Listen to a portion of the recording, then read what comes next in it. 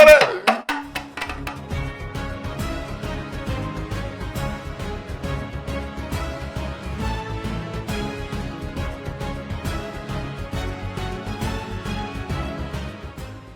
Jawara, a Gambian, born and raised, originally from Keneba, Kantora, in the Upper River region. I started my school in the village, and then moved to Basse, did my secondary school in Basse, came to Banjul, attended Muslim high school. I went to the States in 2002, 20 years ago. I feel old. But basically, I went to the States, studied accounting undergrad, and then for graduate school, I did finance. I did an MBA in finance. I currently work as a network engineer for the city of New York. I'm from a farming background. I was born and raised in the village. We had cattle there, agricultural stuff, et cetera, et cetera. But having traveled to the United States, I realized that when you look at the developed world and you look at food self-sufficiency and you compare that to what happens here, then there is a vast difference between the two. So I see agriculture as a place whereby there are a lot of opportunities there. We talk about a country like the Gambia whereby there are issues of unemployment, there are issues of poverty, there are issues of inequality. For me as a Gambian, I wanted to look into an area where I can invest in and be able to have some kind of impact on the lives of other people. I felt like agriculture was the place that can actually provide that. That's one of the reasons why I venture into agriculture. Agriculture in the Gambia is not at where we would want it to be. For starters, if you look at our general economic makeup, you'll find out that most of what we consume in this country come from outside the country. In 2017, we spent $74 million on rice importation. And most of the rice that we eat, which is approximately 83% of the rice we consume, and I'm looking at rice as just one component of the big picture, right? 83% of the rice we consume comes from outside the country. Now, you spend $74 million on rice, and then 2018-19, we were spending about $85 million on rice. By now, we're probably spending about $100 million on rice alone. And that's about 200,000 tons of rice. Now, most of that comes from outside the country. The question becomes, what can we do differently that will be able to change that dynamic? Can we actually try to improve our agricultural production to a level whereby we can reduce our reliance on agricultural importation, and how much impact will that have on the general economy? And I think that's why I look at agriculture and say, well, there is a huge potential in this, and it's up to us as Gambians, not only the government, but it's up to us as Gambians to be able to unlock that potential and make it beneficial for everyone. GK Farms, GK is actually a Sarahule word. GK means hope.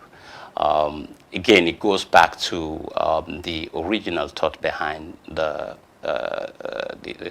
projects. I thought GK, being hope, is something that encompasses the strategic objectives of what I want to accomplish. That is, being able to create hope for people, being able to create hope that tomorrow will be better than today. That's why I came up with GK, as I call it GK in Sarawak. Like I said, that's hope. We have come a long way, to be honest. I think we came from a very humble background, and I think there's still a lot of room for improvement.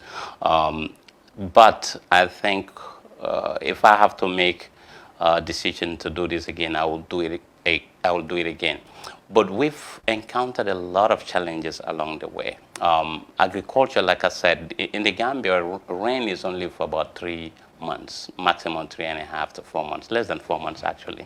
So we've actually come to this point, but we've encountered a lot of challenges, water challenges, sometimes issues of security, people stealing things from your produce, sometimes lack of having manpower, because labor is extremely important, but a lot of young people don't see themselves as people who can go into agriculture. To retain talent is extremely important, but it's very difficult to retain talent in agriculture here because people look at agriculture as a development activity and for something that they look at as an area or a sector that is for poor people. But in reality, obviously, that is not the case, right? So I think we've come far, but there's still a lot of room for improvement. When you see a country like the Gambia, you go to certain areas, you find that a lot of people who are rich, who have money. But if you look at the general population, there's a lot of inequality, and that is a rising inequality. The middle class is shrinking. Now, like I said, job creation is just one component of it, right? But being able to provide food for people that is healthy, being able to make food accessible for people, being able to ensure that we contribute to the general economic activities of the country is extremely important. That's why I think getting into agriculture is essential. I think the way out is a collaboration of some sort between the public sector and the private sector.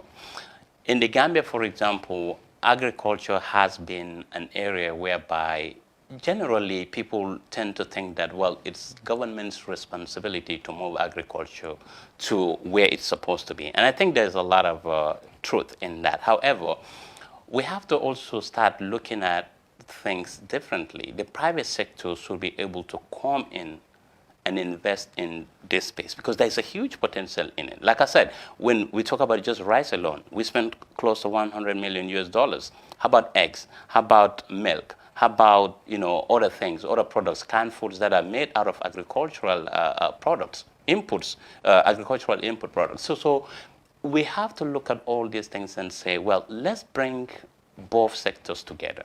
That's one thing. Another thing is I think the government's focus in the last 50 years or so of independence is to say, well, when agricultural money comes in for agriculture, they focus on, women gardens. Now, I think that's perfectly fine, but we cannot just put all the agricultural aid that comes to this country into women garden, because if you have money, for example, there's this grant by IFAD, 80 million US dollars, and it's for 5 years. Now, if we have money like that, I think government's priority is to be able to bring private sector into this space so that after 5 years, we can see tangible results that can, alleviate our unemployment issues, that can create, wealth for people, things that are results-oriented, not just saying money comes in and we said we are spending it on women farmers when that's not necessarily the case. I think collaboration of government and private sector to make this work is essential. The potential is huge, like I said, for this space. There's a lot of room for improvement. I'm appealing to the government and, of course, every Gambian to come together to invest in this thing. It's up to us to develop this country to where we want it to be. But developing this country is not going to be the responsibility of just government, but also, a concerted effort of all stakeholders. So government should be able to provide sound economic policies for agricultural development. They should be able to work with the banks to be able to give loans to agricultural investors. They should be able to probably contribute towards developing an investment vehicle that agricultural entrepreneurs can tap into to help the socioeconomic development of this country.